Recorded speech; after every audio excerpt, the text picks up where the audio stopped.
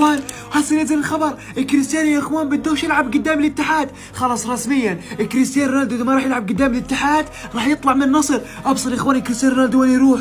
تخيل يا اخوان رونالدو يرجع على اوروبا، والله العظيم ممكن تصير يا اخوان، او يروح على انتر ميامي مع ميسي. رونالدو ما بده يلعب مع الاتحاد، خبر صادق. بس خلاص رونالدو غينهي العقد ديالو مع النصر السعودي وغيرجع للقلعه ديالو ريال مدريد، وهذا الخبر غتفرح جميع الحمدونيين والمدريديين. كما عارفين ان الاسطوره كريستيانو رونالدو هذا العام ما دار والو مع النصر، يعني ما فاز بحتى شي حاجه، وتقسم جميع الكؤوس، والنصر فقد الصداره ديالو في الدوري السعودي. يعني هذا العام خرج صفري للدون، وهذا الشيء اللي عصب وكعن كريستيانو رونالدو وخلاه يتاخذ قرار مصيري يتخلى عن النصر السعودي، حيت هو جا النصر باش يحتل اسيا كما احتلنا اوروبا، ولكن ما صدقاتش معاه حيتاش العمر لا يرحم. وبيريس الرئيس ريال مدريد قال لرونالدو اجي في حالك، ما عندك ما دير في النصر، انت عندك مكانه في الريال وما غنخليكش في النصر. بيريس نادى على رونالدو ماشي كلاعب، نادى عليه لوظيفه اداريه في النادي الملكي، يعني رونالدو يقدر يعاون الريال، حيت ما كاين حتى شي نادي يقدر يقدر رونالدو اكثر من الريال. شنو بان لك انت؟ واش رونالدو غيرجع للريال